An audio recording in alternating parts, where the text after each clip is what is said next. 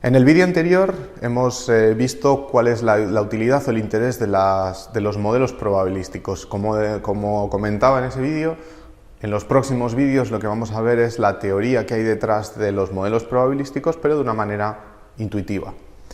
Y evidentemente, si vamos a hablar de la teoría de la probabilidad, el primer concepto fundamental del que tenemos que hablar es el concepto de variable aleatoria. A lo largo de todo este curso vamos a trabajar con este tipo de variables. Por tanto, vamos a ver qué características presentan las variables aleatorias. Si vamos a hablar de aleatoriedad y de variables aleatorias, pues evidentemente todos sabréis, todos y todas, que pues el ejemplo prototípico de esto son los dados, ¿no? ¿Por qué el lanzamiento de un dado lo consideramos como una variable aleatoria? ¿Qué características tiene? Bueno, pues la característica fundamental que tiene es que en cualquier momento que lance yo el dado, puedo obtener cualquier valor, cualquiera de sus valores, que pueden ser, pues en un dado normal, clásico, puede ser un 1, un 2, un 3, un 4, un 5, un 6. En cualquier momento puede tomar cualquier valor. ¿En contraposición a qué? En contraposición a, por ejemplo, la altura en el lanzamiento. Si yo lanzo el dado, en algún momento ese dado alcanza el punto máximo y a partir de ahí cae, la altura no puede ser cualquiera en cualquier momento. La altura ya sé que en el momento en el que esté cayendo va a ir decreciendo. No puede de repente volver a subir y volver a bajar. La variable que mediría la altura del dado en mi lanzamiento es una variable que no es aleatoria. En cambio, sí que lo es el resultado de lanzar. Cada vez que lanzo el dado, se suele hablar de cada vez que observo esa variable, realizo un experimento, observo, lanzo el dado, puedo obtener cualquier valor. Ese es un elemento fundamental. El hecho de que yo pueda obtener cualquier valor, por otro lado, no significa que todos esos valores sean igual de probables, sino que cada uno de los valores que puede tomar esa variable aleatoria lo puedo observar en cualquier momento, pero con una cierta probabilidad. ¿Cuál es el concepto habitual que tenemos de la probabilidad? Al menos en este tipo de situaciones, pues la interpretación más habitual de la probabilidad es una interpretación frecuentista. La probabilidad asociada a un valor de esa variable aleatoria va a ser la frecuencia con la que yo observe ese valor. ¿Cómo traducimos esto de alguna manera en números? Bueno, pues supongamos que yo he lanzado mi dado, ¿no? y he obtenido estos datos. Tenemos un 1, un 3, un 5, un 1, un 3, un 4, dos 6 aquí, un 1 y un 5. Esa es la información que tengo, los datos que tengo hasta ahora. Yo lo que puedo preguntar sobre ese dado es, por ejemplo, ¿cuál es la probabilidad de que obtenga un 6? Llamaremos x a nuestra variable aleatoria.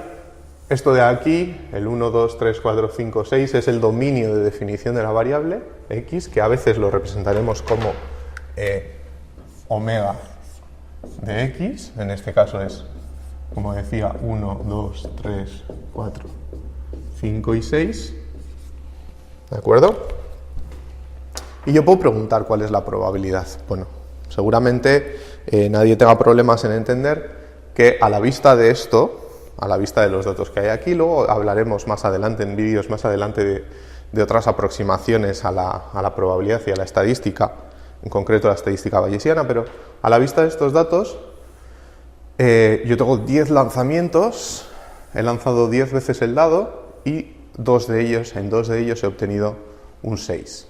Por tanto, puedo decir o puedo proponer que la probabilidad de que mi variable x valga 6 será el número de veces que yo he obtenido un 6 dividido por el número de lanzamientos totales.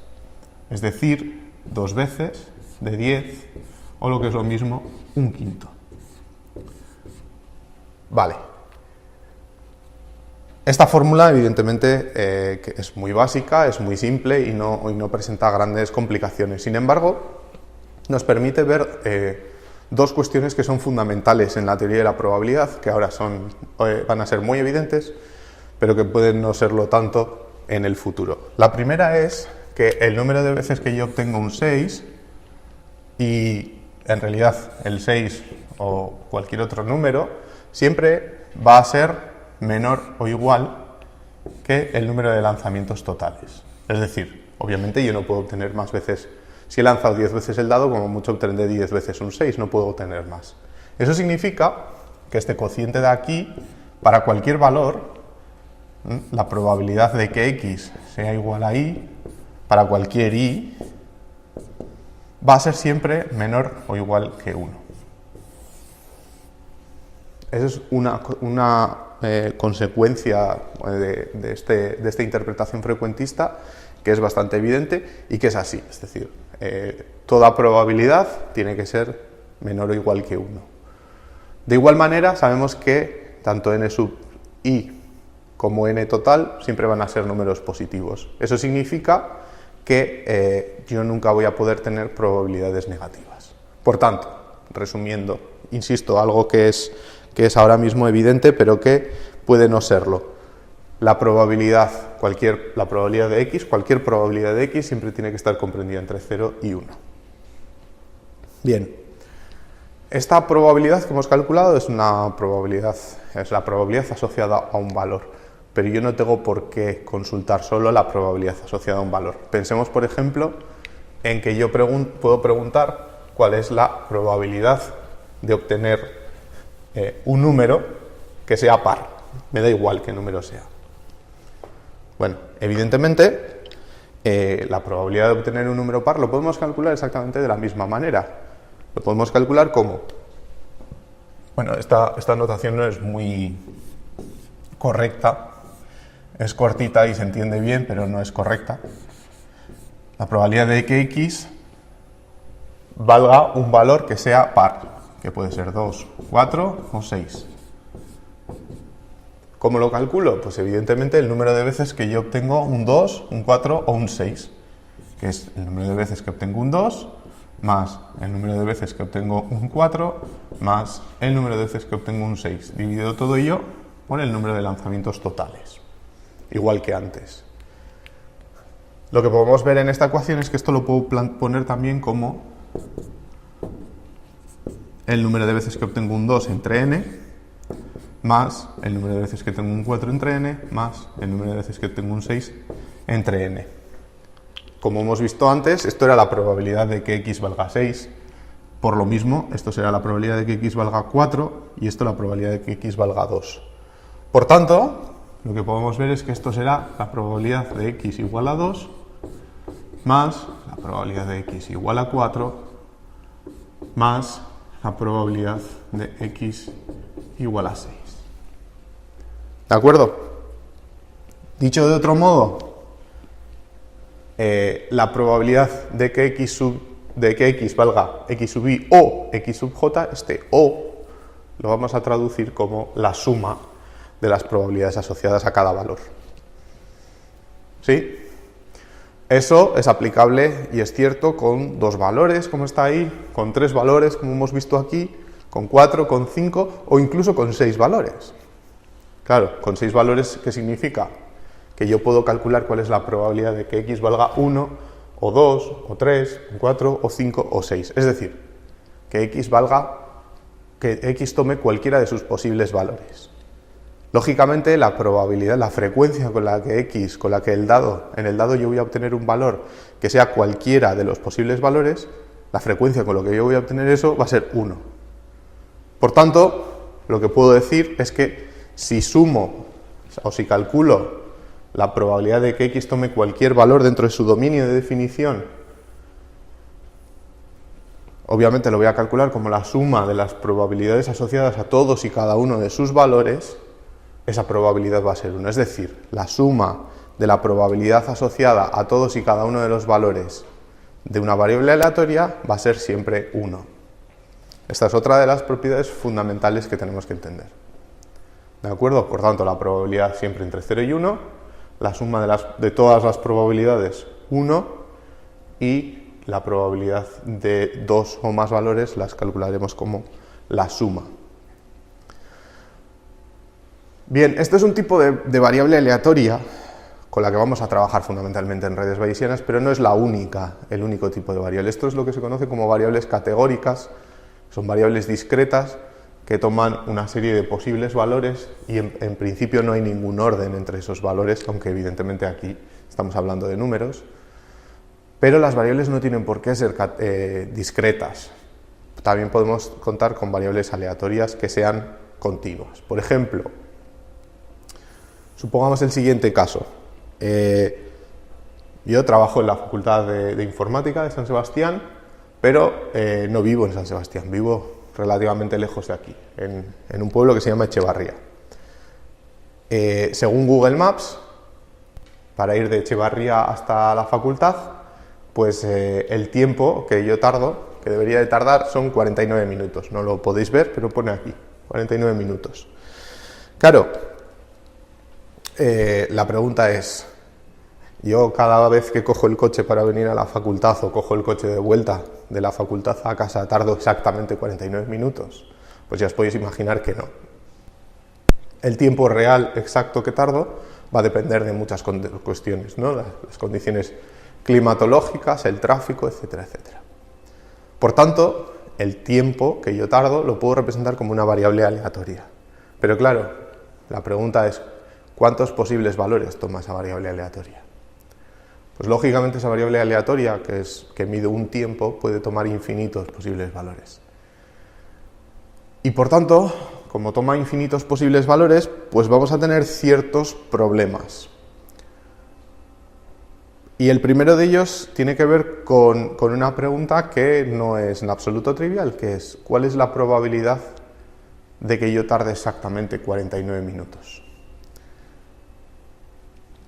Una pista, si queréis, para intentar responder a esa pregunta, es que la pinta de la distribución de probabilidad, luego veremos qué es eso exactamente, del tiempo que yo tardo, tiene esta pinta. Ahora aquí más o menos empieza en unos 35 minutos hasta 70. Hay un pico en torno aquí al 45 y el 49 pues estará como por aquí, que me marca un valor de aproximadamente 0,058. ¿Significa eso? Pregunto, que el tiempo que yo tardo, o la probabilidad de que yo tarde exactamente 49 minutos es 0,058. Pues la respuesta es que no. Que la probabilidad, yo no puedo realmente cuantificar. Si realmente eso fuese así,